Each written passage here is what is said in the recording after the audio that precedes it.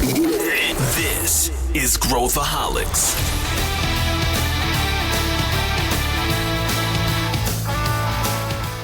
Olá, aqui é Pedro Van Gertner, eu sou o CEO da ACE e esse é Growthaholics, o podcast para quem adora inovação e empreendedorismo. Hoje eu trouxe de volta o meu amigo Sandro Magaldi para debulhar o método que ele desenvolveu com o Salib para analisar negócios altamente escaláveis ou empresas de muito sucesso. São 6 building blocks, 6 elementos essenciais que merecem a nossa atenção. E eu tenho certeza que você vai tirar muitos insights dessa conversa, além de curtir a novidade que a gente vai anunciar nesse episódio. Vem com a gente! Estou aqui muito feliz novamente com o meu querido amigo e mentor, Sandro Magaldi. Muito bom recebê-lo novamente aqui no Growthaholics. Tudo bem, meu amigo? Tudo bem, Pedro. Para mim é uma honra estar com vocês nesse projeto mais uma vez e preparando mais conteúdo para a turma para movimentar aqui, exercitar os neurônios da galera, né, Pedro? Exatamente. E a gente tem uma notícia muito legal, né, Sandro, para a gente falar para o pessoal hoje. Esse episódio aqui é um episódio muito interessante, porque a gente vai falar de uma metodologia que o Sandro e o Salib criaram. Vamos explicar essa metodologia passo a passo. Então, esse é daqueles episódios que você tem que pegar a canetinha e você tem que comprar o livro. Não tem jeito, você tem que prestar muita atenção em tudo que a gente vai falar. Por quê? Porque aí que vem a novidade legal que eu quero falar para todo mundo aqui, que o Sandro gentilmente topou debulhar, né, de cabo a rabo cases, usando esta metodologia que a gente vai apresentar agora, em uma série exclusiva, um spin-off exclusivo que a gente vai fazer aqui no Growthaholics, onde a gente vai dissecar várias empresas, desde empresas da economia, entre aspas, mais tradicional, até empresas mais novas, né, que têm modelos de negócio mais novos. E o objetivo é a gente trazer um olhar aqui para quem está ouvindo, para, enfim, além de trazer insights, ajudar os nossos ouvintes a pensarem sobre os seus próprios negócios, seus próprios desafios e talvez revisarem as suas estratégias. E aí eu queria, antes de mais nada, Sandro, perguntar para você, primeiro, o que é essa metodologia que a gente vai falar aqui, que a gente vai passar agora detalhadamente juntos? E segundo, por que criar uma nova metodologia para a gente olhar negócios em meio a essa profusão de livros e métodos que já estão disponíveis para a gente, né? Eu falo a gente aqui que você também é um companheiro aí de academia meu, né? A gente mergulhou em todos os clássicos. E o que te motivou, o que motivou vocês a desenvolverem uma metodologia de avaliação, Sandro? Essa é uma excelente pergunta, né, Pedro? E isso explica muito o porquê nós estamos aqui, né? Nós, e aí eu falo nós na primeira pessoa do plural, né, me referindo a mim, ao Pedro, mas também ao meu parceiro Salib, nós militamos há muito tempo no mercado de educação empresarial, né? Eu, além de toda a minha parte acadêmica, né, lá na SPM, onde estivemos juntos, eu e o Pedro, eu também atuei quase 10 anos na HSM, interagindo com os principais pensadores da gestão mundial. Então, a gente tem acompanhado de cátedra, né, quer dizer, ali, de cátedra, temos acompanhado aí como protagonistas de todo esse processo da evolução desse pensamento sobre gestão. E é que vem as grandes reflexões, né, Pedro? Nós lançamos, eu e o Salibão, lançamos Gestão do Amanhã, depois Novo Código da Cultura, Estratégia Adaptativa, justamente com o intuito de traduzir esse pensamento sobre gestão para o mundo atual. E aí nós chegamos a algumas conclusões que nos levaram a esse projeto, Pedro. Primeira conclusão é a seguinte: se a gente for analisar o mundo tradicional e clássico da gestão, como nós já conversamos sobre isso, ele sempre foi um mundo muito mais previsível e estável. Estabilidade não existe, mas era um mundo muito mais estável do que o dos tempos atuais. As mudanças aconteciam com uma cadência muito mais lenta do que acontecem hoje. Desta forma, se nós analisarmos, né, Pedro, todas as fontes que nós recorremos para aprender sobre gestão, veja, nós tínhamos professores que constituíram um pensamento específico sobre alguma cátedra de gestão e ficaram a vida toda nessa tese. Então, eu posso citar Michael Porter com estratégia, podemos citar o professor Philip Kotler com marketing, David Urich com RH, o professor Edgar Schein com cultura. Então, você pegava um professor que se apropriava de um conteúdo, se aprofundava nesse conteúdo, mas esse conteúdo era o mesmo durante décadas. E veja, Pedro, eu falo isso por experiência. Eu já vivenciei na HSM o professor Michael Porter mais de 6, 7 vezes, Pedro, ao longo de 10 anos. Os slides eram os mesmos. Ele mudou um slide, que quando ele entrava, no começo era um slide que ele usava Neutrogena, e depois ele mudou para Nespresso. Porque o resto era exatamente a mesma coisa. E veja, isso fazia sentido. Porque como o mundo era muito mais previsível e estável, o conhecimento sobre gestão ele se esgotava nessa profundidade. Porém, dando um salto no tempo, né, dos anos 70, 80, a indústria do management, ela surge nos anos 80 com o Tom Peters, mas In Search of Excellence, né, foi o primeiro best-seller do mundo da gestão. Maravilhoso, maravilhoso. Até hoje, né, a gente tem muito que aprender, né? Um marco. Dando um salto no tempo dos anos 80 até os anos 2000, o que acontece no mundo empresarial? Sobretudo devido à evolução e à revolução tecnológica, a sociedade adquire uma velocidade jamais vista. Na própria sociedade que impacta o mundo dos negócios. Como consequência, nós vemos uma verdadeira ebulição no mundo empresarial. E em minha visão, Pedro, eu creio que você concorda comigo, né? Um dos principais artefatos dessa mudança é o surgimento das chamadas startups, né? Eu sempre digo que, em minha visão, um dos maiores benefícios das startups para o mundo empresarial e para a sociedade é mostrar que havia um jeito novo de fazer as coisas. Então, as startups elas representam uma ruptura no nosso sistema de pensamento, inclusive sobre gestão, não só sobre gestão, né? As startups mudaram como nós nos movemos na sociedade, como nós compramos, vários modais, modal financeiro, tudo mudou, mas em se tratando de gestão, as startups mostraram que havia um jeito novo de fazer as coisas. E aí, como causa e consequência, esse mundo fica muito mais veloz e todo aquele arcabouço teórico que nós tínhamos, não é que ele não tem mais validade, ele merece ser complementado. E aí, quando nós começamos a nos dar conta sobre essa realidade, Pedro, veio a primeira referência que eu trago do porquê nós começamos a constituir um novo modelo de aprendizado. Que não é novo, hein? Não é novo, eu vou chegar lá, não é novo. Hoje, devido à velocidade das mudanças, Pedro, a nossa perspectiva clara é que você aprende tanto ou mais com a história das organizações do que com a formação do pensamento acadêmico clássico. Vou dar um exemplo claro aqui, né, Pedro? Tenho duas opções, né? Vou dar duas opções para o amigo ouvinte. Vamos fazer um trabalho, um conteúdo espetacular sobre inovação corporativa, mas esse conteúdo ele vai ser apresentado pelo pessoal da ACE, da Cortex. Ele vai ser apresentado, inclusive, pelo pessoal onde eles desenvolveram projetos inovadores. Vai estar lá o pessoal do BTG, vai estar lá o pessoal da Braskem. Vocês vão aprender com esses caras. Então, esse é um programa, é um módulo de aprendizado. E você tem um módulo de aprendizado clássico, apresentado pela academia. E não aqui faço análise de juízo, porque nós somos egressos da academia. Né? Eu sou fruto da academia. Eu sou mestre acadêmico, dei aula, amo a academia. Eu só estou fazendo um pensamento. Só estou construindo um pensamento. Você optaria por aprender com quem fez e estar lá todo dia mexendo, manipulando esse barro mole da inovação? Ou você vai aprender com a cátedra? É aí que entra essa ruptura, né, Pedro?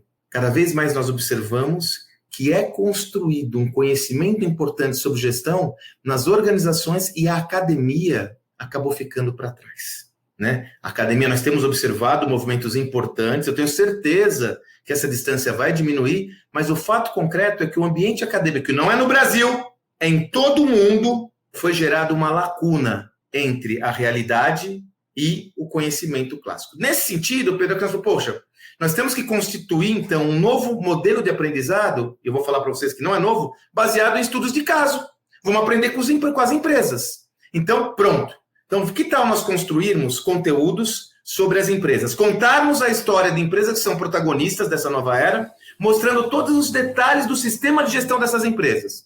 E aí eu volto a frisar, isso não é novo. Harvard Business School, a principal escola de gestão do mundo, tradicionalmente foi ela quem inseriu o modelo de aprendizado por meio de estudos de caso, né, Pedro? Nós mesmos já utilizamos isso, aprendemos demais com os estudos clássicos, estudos de caso de Harvard. Então, não é exatamente novo. Mas o que a gente percebeu, Pedro? Os estudos de caso que são estudados hoje são datados. Eu estava com um jovem que estava estudando um caso de estratégia. Uma passagem do Estratégia Competitiva do professor Michael Porter. Pedro, naquele texto, as referências que haviam naquele texto sobre a HP, era a HP 12C.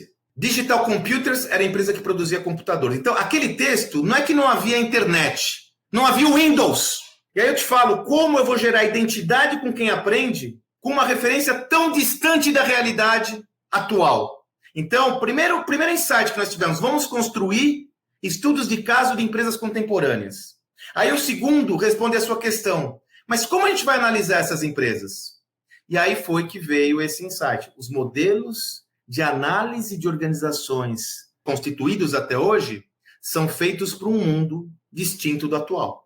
Você pode ver, todo modelo de análise de uma organização, ele é feito de forma estrutural, em silos ou departamentos. Então eu vou analisar a área financeira, a estratégia financeira da companhia. Vou analisar a área de operações. Vou analisar a estratégia comercial. E o que nós vemos hoje, nós já falamos sobre isso, e nós temos conversado muito sobre isso, na realidade, no Growthaholic, eu como ouvinte tenho ouvido muito essa tese, e nós temos vivenciado isso no dia a dia. Vivemos num mundo onde é necessário desconstruir os silos e ter uma visão holística para a organização. Por exemplo, agilidade. Estamos juntos que a agilidade é um dos atributos mais importantes para qualquer empresa. Não importa se você tem uma padaria ou uma multinacional, ter um sistema ágil é uma questão de sobrevivência para o seu negócio? Agilidade pertence a que departamento? Eu vou analisar agilidade como financeiro, inovação. Alguém aqui tem dúvidas, né? A própria existência da ACE, a existência do Growthaholic é devido a um imperativo da inovação. Alguém tem dúvidas que isso é imperativo para qualquer empresa? Inovação é de quem, hein? Eu analiso inovação do departamento de inovação? Então, Pedro, aí foi que nós tivemos o insight de construir um modelo de análise de organizações e empresas que fosse construído com uma lógica muito mais multidisciplinar, orgânica, holística, do que com aquela lógica toda departamentalizada e verticalizada. E aí nós construímos essa lógica de building blocks, que não é de nossa autoria. O Rancharan tem um livro ótimo, né, que você conhece, o Amazon Management System, onde ele analisa a Amazon por meio de building blocks. São blocos de construção de conhecimento. E aí nós adaptamos esse método para a nossa realidade. Nós identificamos 6 building blocks que nós sugerimos que toda empresa seja analisada à luz desses 6 building blocks, como eu disse, de uma forma holística. Quais são eles? Estratégia adaptativa e inovação é o primeiro building block. Centralidade do cliente, customer centricity é o segundo building block. Agilidade, terceiro. Gestão baseada em dados, quarto. Cultura organizacional, o quinto. E a liderança, o sexto. Assim, qual é a nossa proposta? É você ter uma visão de toda a sua organização à luz dessa tese. E aí, Pedro, só para encerrar, como a gente começa essas análises? Sempre com a linha do tempo da empresa. E aí é uma questão, esse é um pensamento fundamental, Pedro. Eu, particularmente, eu adoro estudar a linha do tempo das organizações, porque quando você estuda, não só olha, né, não só lê, mas quando você estuda, tá tudo ali, né, Pedro? Tá tudo ali, cara. Você olha e fala, cara, é fato. Ali as decisões tomadas, os erros, os acertos. É isso aí. Porque, Pedro, eu sempre digo, nós temos um defeito, que não é só no Brasil, mas no Brasil sobretudo, né, Pedro? Eu vou analisar uma empresa bem-sucedida, qualquer uma dessas. Vamos analisar, sei lá, a Apple, vai, só para citar uma, sem fazer análise de juízo. Eu vou analisar a Apple, eu olho a Apple como é hoje. E falo, cara, isso é muito distante da minha realidade. Ela é enorme, é a maior empresa do mundo. Cara, analisa a Apple como ela era 30 anos, 20 anos atrás e como ela chegou até hoje, cara. Senão é sacanagem, você está se sabotando. Porque você vai criar uma lacuna que é um gap de aprendizado. E isso permite extrapolar também, né, Sandro? Você consegue extrapolar para o futuro. Se você analisa o filme e não a foto, você consegue entender para onde a empresa está indo. Você cria uma curva de tendência, né? E você sabe, Pedro, o Maquiavel tinha uma frase ótima, né? Para dizer o que vai acontecer, é preciso entender o que já aconteceu. Então, veja, se eu olho uma empresa como o Magalu, que passa por uma fase, inclusive, delicada no que se refere à percepção do mercado de ações, né? Sobretudo o mercado de investimento, hoje a Magalu está ali num limbo. Eu só vou ter uma perspectiva clara sobre o que está acontecendo e o que pode acontecer se eu enxergar toda a linha do tempo dessa organização e entender que eles estão no meio de um processo de transformação que não está sendo percebido pelo mercado. O êxito ou fracasso dessa companhia vai ser vai estar centrado se ela conseguir continuar na sua jornada de transformação a despeito desses desafios. Se eu não tiver essa visão, Pedro, eu só olho a foto, não olho o filme. E aí eu não consigo antever o futuro. O meu medo, e por isso que é importante conversar com vocês, né? Isso não é teórico, Pedro. Eu não quero fazer algo que seja eminentemente teórico. Né? Nós dois somos batalhadores. Nós éramos na SPM quase que outsiders. Eu e o Pedro, quando nós dávamos aula na SPM, nós éramos quase que outsiders. Porque nós éramos chatos em trazer a realidade. O Pedro colocou uma aceleradora de startups dentro da SPM. Olha o simbolismo disso. Isso era uma verdadeira revolução. Então, veja, nós não podemos tornar isso algo catedrático, teórico. Isso é prático. Por isso que vamos analisar o que está acontecendo nas empresas sem ideações ufanistas, sabe, Pedro? Tipo, não, eu amo essa empresa. Não, sem apego. Vamos analisar o que está acontecendo nessas empresas e falar o que faz sentido para mim, hein? O que não faz? O que não faz, joga fora. O que faz, fala, pô, eu posso aprender com isso.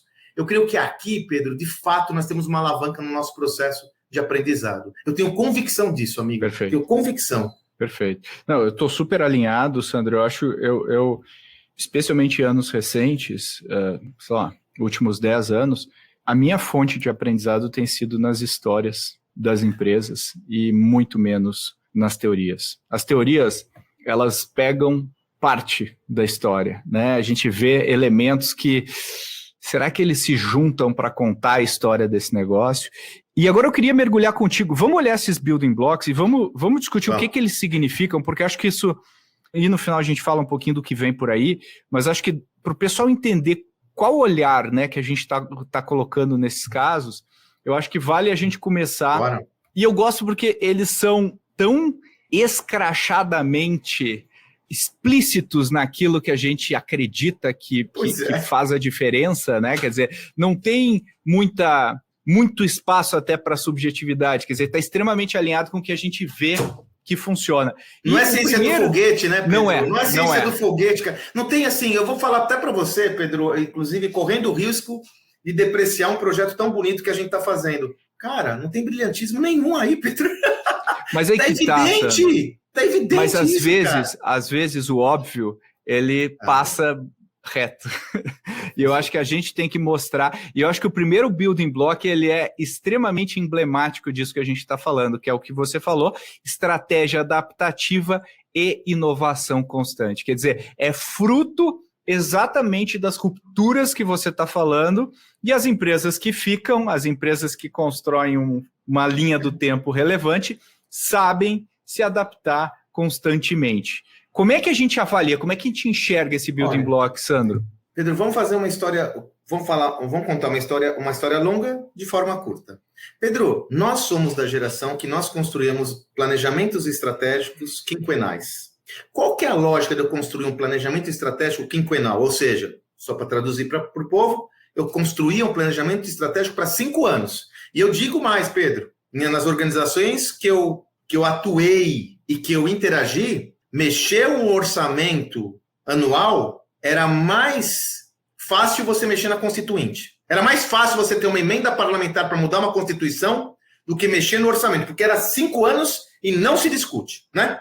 Qual é a lógica de você construir um planejamento estratégico para 5 anos? Eu conseguia enxergar de uma forma bem clara o que seria o mundo daqui a 5 anos. Desta forma, a estratégia era estamentada. E funcionou assim durante mais de 150 anos, hein? Desde a Revolução Industrial. Vamos ser mais legal, vai desde os anos 70, quando a estratégia surge com forte, com Michael Porter, lá no final dos anos 80, no final dos anos 70. Nos últimos 30 anos, estratégia era isso. Pois bem, agora, Pedro, se nós não conseguimos prever o que vai ser daqui a 6 meses, e se alguém tinha dúvida sobre isso, vem a pandemia, e depois de uma pandemiazinha vem uma guerra, se alguém tinha dúvida sobre isso, ninguém mais tem essa dúvida. Se nós não conseguimos prever o que vai ser daqui a 6 anos, faz sentido ter uma estratégia estamentada, que não muda? É daí que vem a estratégia adaptativa e inovação, né? A lógica toda, Pedro, é que, e essa é uma visão que nós coadunamos, né? No seu livro você já comentava isso, antes mesmo nós termos construído a estratégia adaptativa, a inovação é um imperativo estratégico. A inovação não é mais uma opção, uma escolha, a inovação não é mais de um departamento, ela não é mais de uma área, a inovação tem que estar integrada. É core. É core. E aí, o que a gente faz quando analisa uma empresa sobre a ótica da estratégia adaptativa e inovação? Vamos analisar quais são os fluxos que essa organização tem para inovar. Então, aqui a gente analisa o motor 1 e 2 de crescimento, né? A empresa tem motores de crescimento para inovação, né? Ela tem laboratórios de inovação, práticas. O que ela inovou nos últimos 12 meses? Né? Qual foram as inovações que ela fez nos... E aqui vale tudo, vale a inovação incremental e vale a inovação radical, né? A inovação disruptiva. É claro que nós sempre fazemos uma provocação, né, Pedro? Eu escrevi um artigo em 2018 que deu até um certo buchicho, que o título dele é A Inovação Incremental Vai Quebrar a Sua Empresa. Porque se eu sou melhor incrementalmente, eu não consigo analisar os saltos evolutivos do meu negócio. Então, eu tenho que sempre ter diligência sobre esses dois contextos. Então, quando a gente analisa, por isso, veja como é, e não é do departamento, isso é analisar a construção, o design organizacional. Eu tinha perdido o nome. O design, ele está preparado para a inovação? A inovação é core? Ela está integrada à estratégia? A estratégia dessa organização é flexível, é adaptativa ou não? Então, aqui é essa primeira análise, que aí no livro a gente até dá algumas referências, um checklist para a pessoa fazer, perguntas que ela pode fazer para entender se ela está integrada nesse contexto ou não. Eu acho que tem um elemento aqui também, né, Sandro, de esse cara não ser o one trick pony, né? Quer dizer, o cara, ele não colocou um produto no mercado.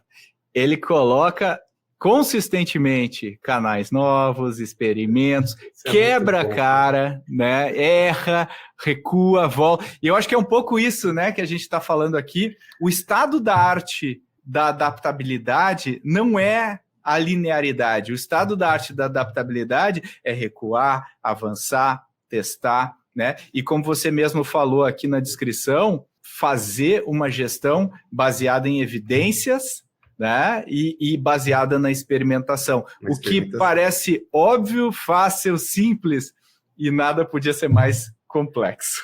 Mas adorei sua colocação do Trick Pony aí, é verdade, né, meu? Porque às vezes a gente fala, não, mas a gente inova aqui, cara. Não, olha lá, e aí você olha, fala, cara. E outra, todos esses 6 blocos, Pedro, eles são interdependentes, hein? Tem mais esse desafio. Não dá para você falar de estratégia adaptativa e inovação sem falar de dados, sem falar de agilidade, sem falar de cultura. Eles são todos misturados. E o que me leva ao segundo bloco aqui, que é Customer Centricity. Ou seja, você está se adaptando para quê? Né? Para quem você está se adaptando, né? E aí tem o Customer Centricity, ele é louco, né? Nós fomos até relutantes e conversamos muito sobre isso, né, Pedro?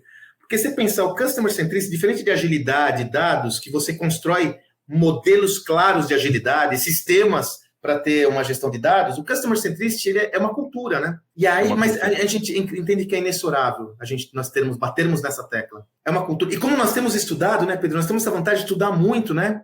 Eu quero que você me aponte uma organização, Pedro, que é protagonista dessa nova era, que não seja centrada no cliente. Não existe. Uma. Não existe. Não existe, e eu diria mais, essas organizações levaram a centralidade no cliente a outros patamares, como a gente nunca tinha visto. Exato. Por quê? Porque se é tudo mutante, o mercado é incerto, qual que é a única certeza? É o meu cliente. O único eixo que é certo é a que tem problema e eu vou ter que resolver esse problema para o cliente. Então, e é curioso, né, Sandro, porque com todo o arcabouço da gestão moderna, como você falou, é centrado na otimização, é centrado né, extrair mais do que eu faço, né? Fazer mais rápido, fazer mais barato, eficiência operacional na veia. Total. E acho que esse campo gravitacional tira o foco do cliente e passa para o meu umbigo. Ele volta o olhar da organização para o meu umbigo e todas as discussões como que eu reduzo o custo, como que eu vendo mais daquilo que eu faço, né? E aquela filosofia, né, de eu não preciso encontrar clientes para os meus produtos, eu preciso encontrar produtos para os meus clientes. A frase básica deixa de ser uma verdade e a gente começa a ver a empresa perder isso de foco. E como você falou, se eu não coloco isso como central no meu DNA, ele vai ser perdido pelo dia a dia, né? Não tem. E Pedro, olha só, cara, então a gente pode ficar aqui conversando horas, né? Tão aprendizado na nossa conversa. O Pedro, quer ver um exemplo concreto do que você está trazendo? Veja, no nosso livro Estratégia Adaptativa, nós fizemos a linha do tempo da estratégia para mostrar isso que você está comentando. O nosso pensamento estratégico sempre foi baseado em maximização dos recursos disponíveis e eficiência operacional como consequência. Quer ver um exemplo bom, Pedro? Você sabe que a gente tem uma imersão, eu, Salib, né? E temos muitos participantes da área de indústria. Segmento industrial ou de produção, vai. E sempre é um questionamento, mas e os casos da indústria? Está evidente que a indústria saiu atrasada nesse processo de transformação.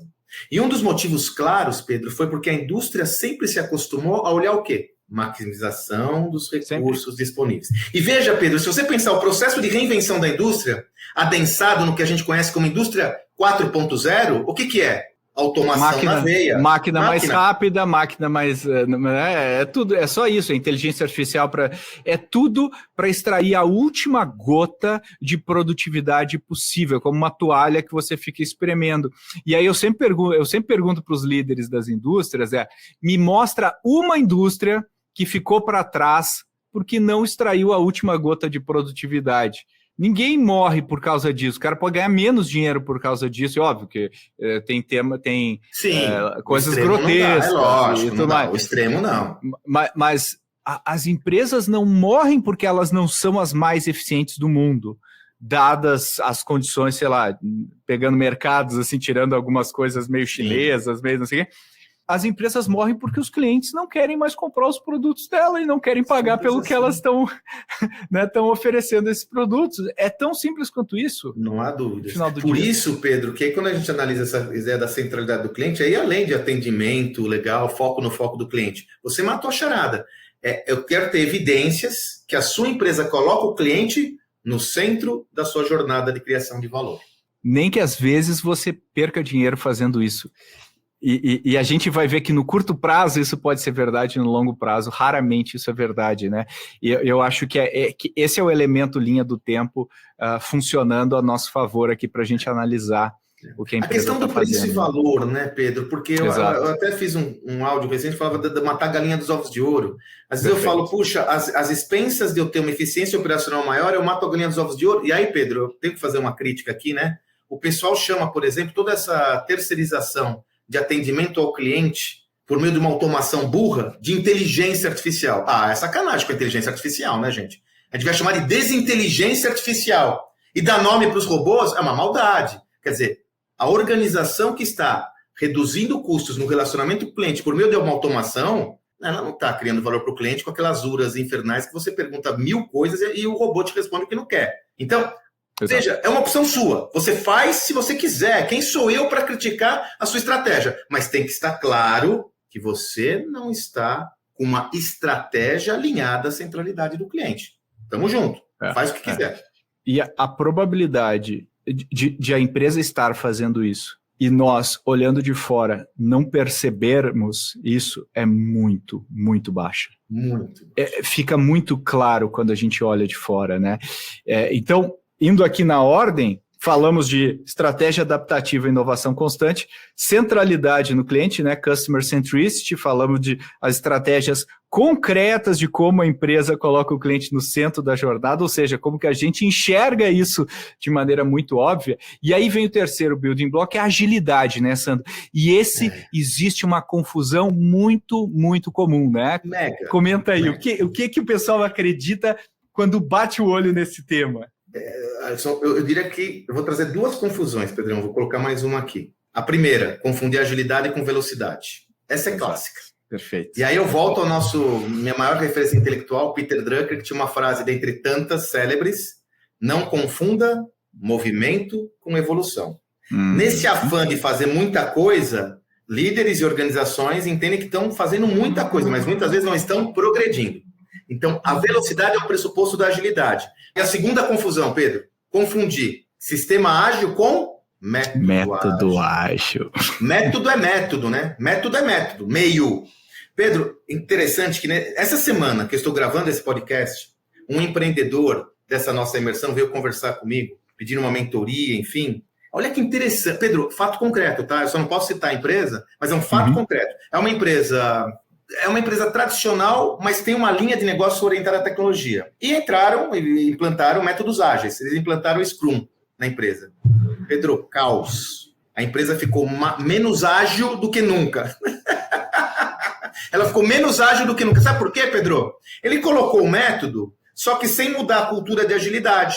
Então, no caso, as equipes, os squads, as equipes orientadas ao desenvolvimento do projeto, fazia uma parte dela e quando tomava a decisão tinha que ir para a instância normal. O que acontecia? Comitê para decidir, um cara só que decidia. Então começou a dar uma merreca danada, porque o gargalo chegava mais rápido. Então assim, vamos dar um passo atrás. Eu tenho que falar de cultura de agilidade. Veja, agilidade é bonito de falar, mas agilidade envolve autonomia. Agilidade envolve mexer com relações de poder. Porque quando eu coloco no squad 8 caras no squad, e naquele squad que é sobre sucesso do cliente, vai ter a supervisora de atendimento, e naquele squad tem um gerente de tecnologia, e naquele squad a supervisora de atendimento tem mais poder do que o gerente de tecnologia, se eu não trabalhar as relações de poder da organização, na segunda reunião a tecnologia não vai, ele manda o assistente dele, que é isso? Não funciona. E essa distinção entre velocidade e progresso, né? Progresso rápido é o que a gente quer. A gente não quer velocidade pela velocidade. E aí, o progresso rápido é o que está intimamente ligado com a agilidade e também, obviamente, com os outros building blocks. Nada mais ágil do que inovar constantemente e tudo mais. Ou seja, a tua organização tem que estar pronta para entender o que é progresso, andar na direção desse progresso, errar no caminho, fazer ajustes, fazer mudanças, mas ter este foco e esta velocidade na evolução, né, do que a gente quer. E aí tem processo decisório, e aí, obviamente, entra o sistema de gestão e os métodos que a gente usa, né? E Pedro, e isso que você falou é muito emblemático, né, do método sobrescrever todo o resto, né? E você sabe uma coisa que eu tenho comentado muito, Pedro, que eu creio que você concorda comigo? Profundidade antes, amplitude depois. Cadência, sobretudo no início de um projeto de agilidade, qualquer projeto de transformação, qualquer ruptura, cadência no início é tão ou mais importante que a velocidade, cara. Porque a cadência o que é? Você fazer ritmadamente aquela atividade. Lógico que não pode ser lento, né? Mas com ritmo. Essa cadência ela vai trazer para você o aprendizado necessário para você acelerar. Ela vai trazer todas as lições derivadas de um processo que é complexo. Então, se você tem que optar, não coloca 5 squads, faz um, mas faz com muita profundidade e investe na cadência, com muita disciplina e rigor. E da cadência vem a velocidade.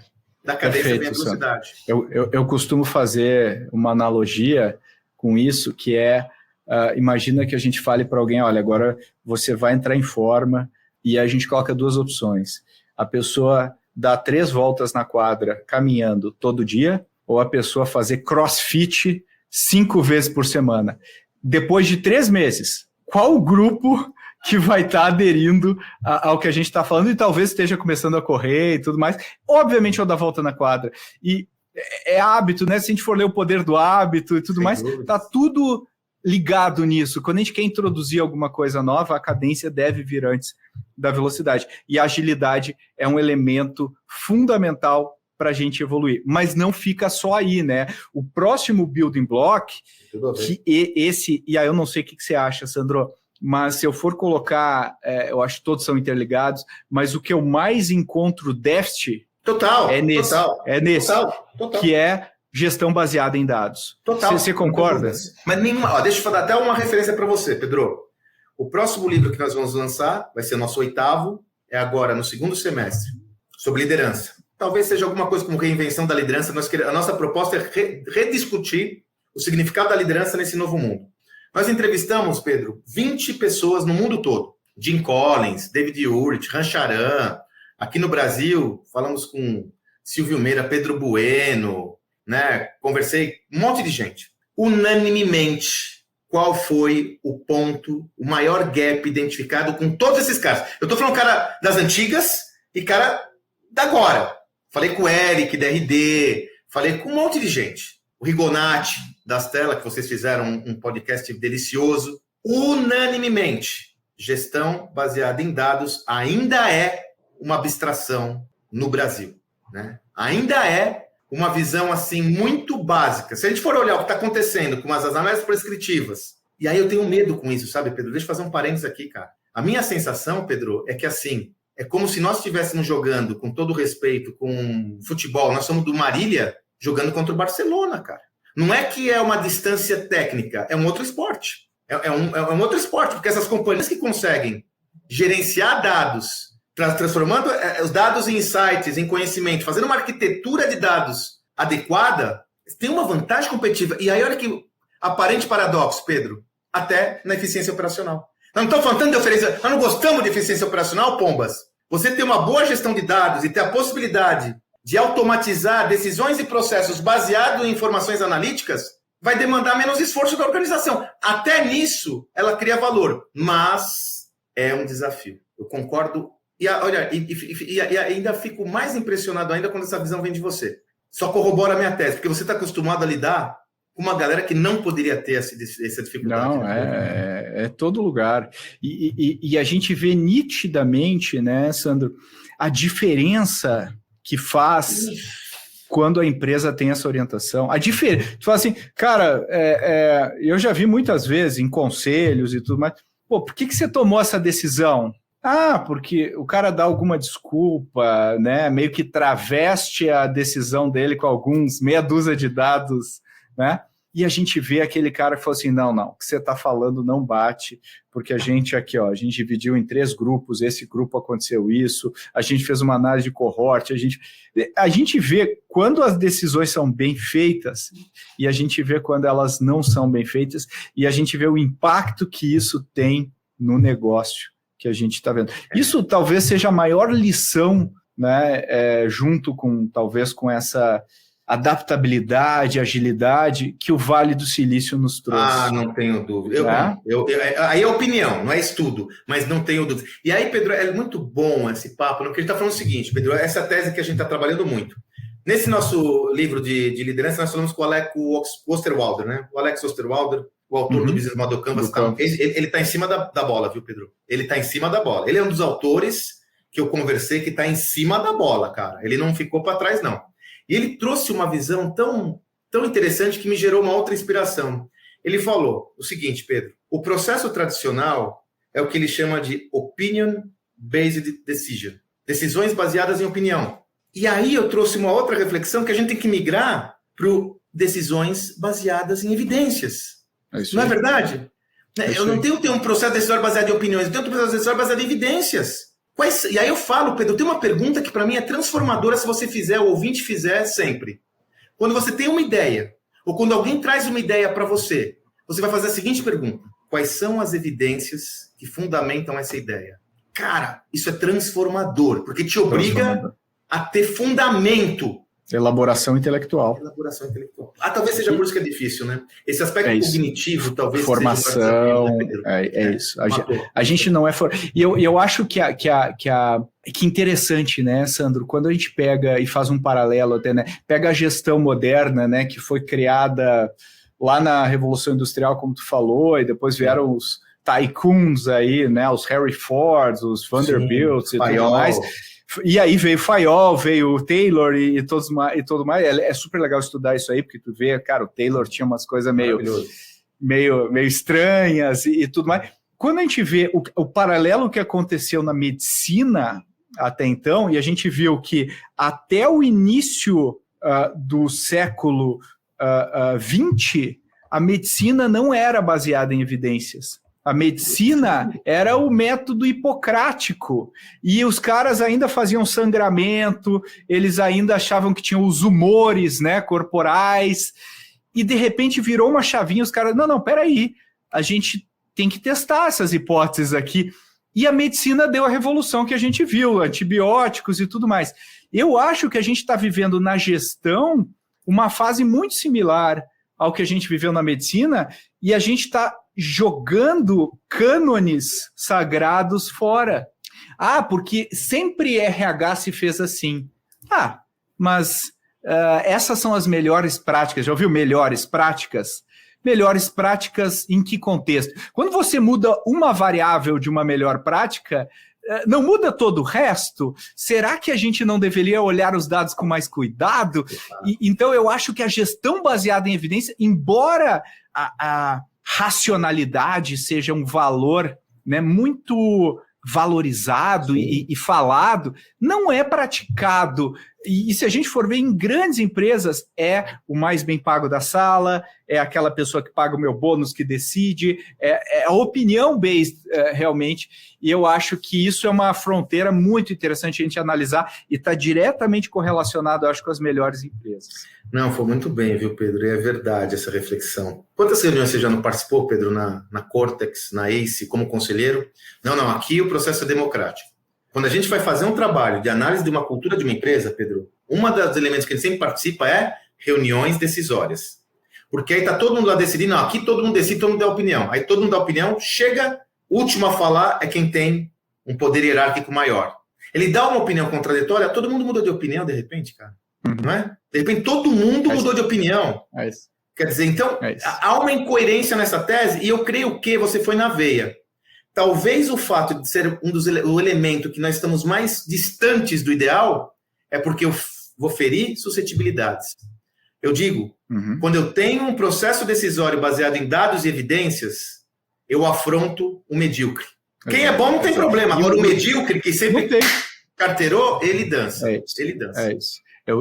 Eu costumo brincar que a diferença entre querer estar certo e querer fazer o que é certo. Né? Porque querer estar certo é o ego. É o ego. E o ego ainda está muito presente na tomada de decisão corporativa. Muito. O que me leva ao próximo building block, que é isso aí.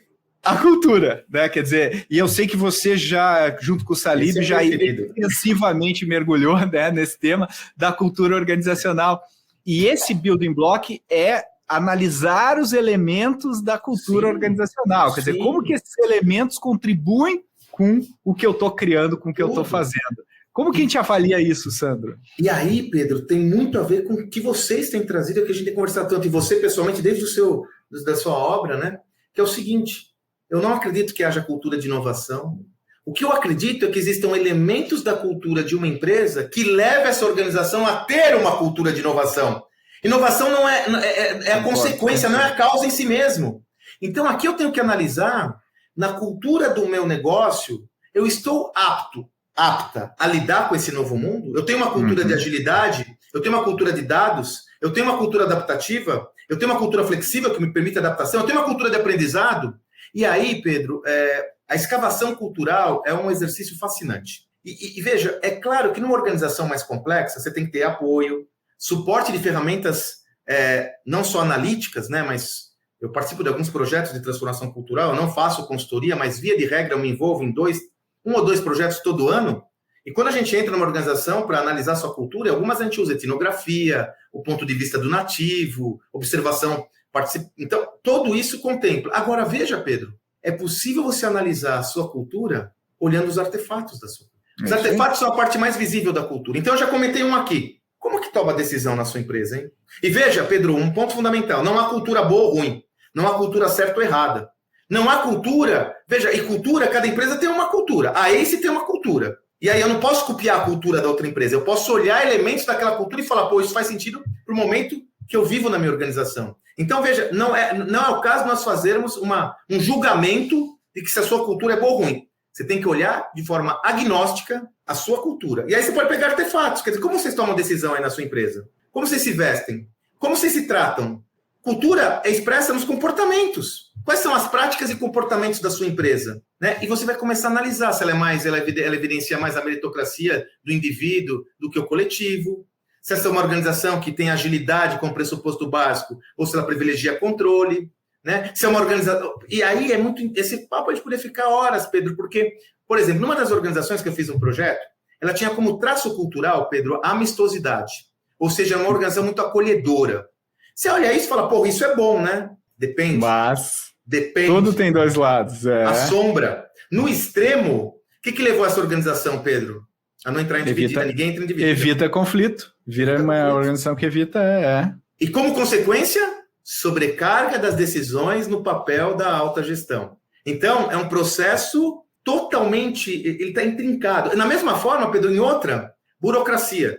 Cara, burocracia é uma empresa muito burocrática. É ruim? Calma lá. No extremo, me leva a perda de agilidade e que eu não tenha o compasso do negócio. Mas, sem processos formais e estruturados, eu não tenho controle. Então, eu analiso... Não escala. Você não escala.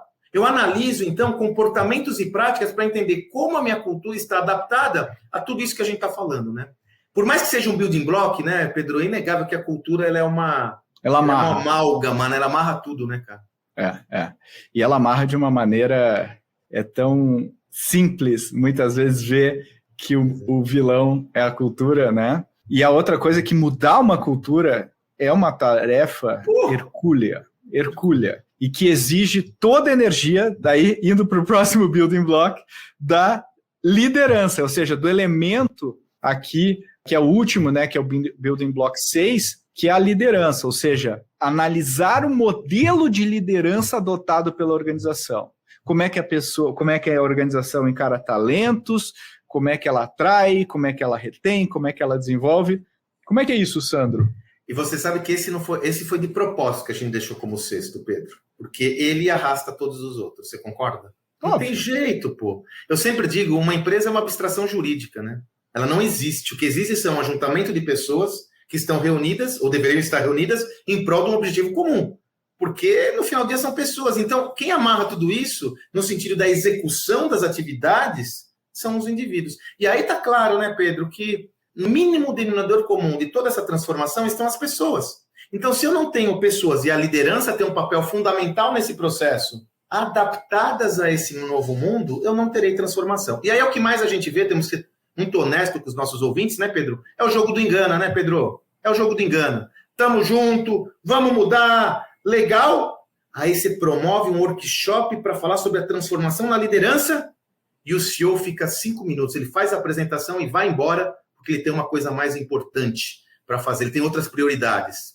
Vamos lá, né, gente? Eu prefiro que a gente fale a verdade, né, que a gente consiga colocar o dedo na ferida e falar, olha, eu não valorizo muito isso, vamos ver como a gente faz? Mas o Pedro comentou aquele que é o principal detrator do processo evolutivo de qualquer indivíduo e organização, o danado do ego. E o mundo corporativo é uma cachaça, né, Pedro? Vocês desconstruem. Por isso que eu digo, para mim, as startups, o maior mérito foi ter mostrado que dá para fazer diferente. Sem aquela liturgia do doutor, secretária, telefone, aquela história toda, aquela camada toda de proteção que, cara, distancia as pessoas. Pedro, eu fui fazer um projeto numa organização de transformação cultural. Chego na garagem, existiam vagas reservadas para a diretoria. Não tem problema nenhum você ter vagas reservadas para a diretoria, mas você tem que ser franco e honesto em saber que esse é um traço da sua cultura e isso é um símbolo. É um símbolo. É.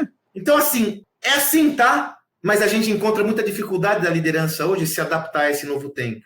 Uma dificuldade, inclusive, simbólica também, Pedro, de abrir mão de algumas benesses que haviam no passado que faziam sentido que não fazem mais, de ter a impressora, de ter o carro da firma, sabe? Cara, de novo, é plausível você, na sua organização, entender que isso faz sentido para a sua empresa, mas você tem que entender e tem que assumir que isso é um valor essencial para a sua corporação, não tem problema nenhum. O que eu vejo é que hoje nós estamos perdendo muito tempo com antagonismos, com assimetrias, com falta de coerência, né? Então, cara, eu assumo isso e pronto. E agora vamos construir isso baseado nisso. Eu vou atrair pessoas que acreditam nesses valores, eu vou desenvolver pessoas que acreditam nesses valores e pronto. Hoje eu vejo que esse hype da transformação, muitas vezes ele não vem acompanhado de uma visão legítima da liderança sobre o seu papel nessa transformação. Exato. Por isso que eu tenho que fazer um assessment. Eu tenho que fazer uma avaliação da minha liderança vis-à-vis tudo isso que nós falamos. Por isso que essa não é à toa que está em sexto. Ela arrasta todas as outras anteriores. É a mais dura, né? É a mais dura porque como Jim Collins fala, né? Os bons líderes, né? Quando dá problema, olham no espelho, né? E quando dá certo, olham na janela, né? Eles atribuem aos demais. E é muito difícil olhar para o espelho e ver que eu, líder, sou o obstáculo para que tudo que a gente quer fazer aconteça. Esse é muito difícil de lidar, né, Sam? E você sabe, Pedro, eu gosto muito daquela visão, né, daquele termo americano, termo em inglês, né? Sometimes you lead, sometimes you follow. Às vezes você lidera, às vezes você segue. Eu acredito muito nesse modelo de liderança para esses novos tempos, onde você não pode entender que o conteúdo e o conhecimento está adensado na cabeça de poucos. Agora, veja, isso é fácil de falar, é difícil de fazer, porque o sometimes e o follow pressupõe que você tem que ter humildade de entender que o seu papel, em alguns momentos, ele é outro. Joga fora seu cartão de visita, sacou? É isso aí. Joga fora, joga fora. É uma mudança de paradigma, como dizia o Chris Anderson, né? Não é uma era de mudanças, é uma mudança de era, né? É isso aí. Olha só, cobrimos 6 building blocks: estratégia adaptativa, inovação constante, customer centricity, agilidade, gestão baseada em dados, cultura organizacional e liderança. O que a gente vai fazer com esses 6 building blocks agora? Eu e o Sandro vamos semanalmente escolher um caso, e aí, Sandro, vai desde... Vamos falar de uma pizzaria que é o Domino's Pizza, vamos falar de uma empresa de varejo que é Magalu, vamos falar de uma empresa digital que é Nubank, iFood e Nubank, Best Buy, Domino's Pizza, Magalu e Mercado Livre.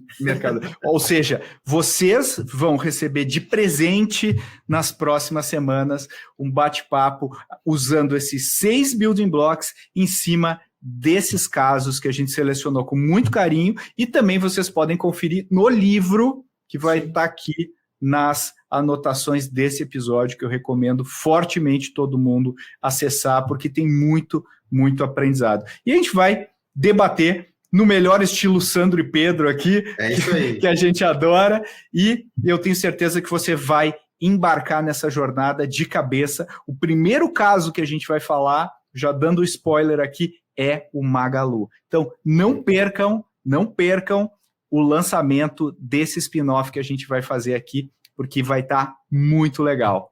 É isso aí, né, Sandro? É isso. É uma honra estar com você a todo momento, Pedro, uma fonte de aprendizado infinito. Sempre aprendo muito com o Pedro. Para quem não acompanha a minha trajetória, eu já comentei isso, eu sou um fã de tudo que vocês têm construído. Eu participei desde o começo da ACE, testemunhei essa grande construção. Então, para mim e para o Salib é uma verdadeira honra fazer parte desse projeto. E mais, né, Pedro? Nós dois tem algo que nos une, dentre tantas outras coisas, nós somos apaixonados por transformar a vida das pessoas por meio do nosso conhecimento. Fazemos isso voluntariamente, porque isso faz parte das nossas missões de vida, né? Então, tenho certeza que a gente vai tocar as pessoas com esse conteúdo. Muito bom! E aí, curtiu? Eu adorei. Eu sou suspeito porque eu adoro mergulhar nesse tipo de conversa e eu aprendo muito com isso. Espero que você também tenha aprendido e tirado insights. Se você tem sugestões, gostaria de colocar algum ponto importante ou até sugerir, né, de repente, a sua própria participação aqui no Growthaholics, manda um e-mail para podcast@goace.vc que a gente lê e responde com todo carinho. E como sempre, esse conteúdo, muita gente pode se beneficiar. Compartilha nas suas mídias sociais, compartilha com os seus amigos, com as suas amigas. Isso ajuda muito o Growthaholics a atingir cada vez mais pessoas e a gente cumprir o nosso propósito. Obrigado e até a próxima.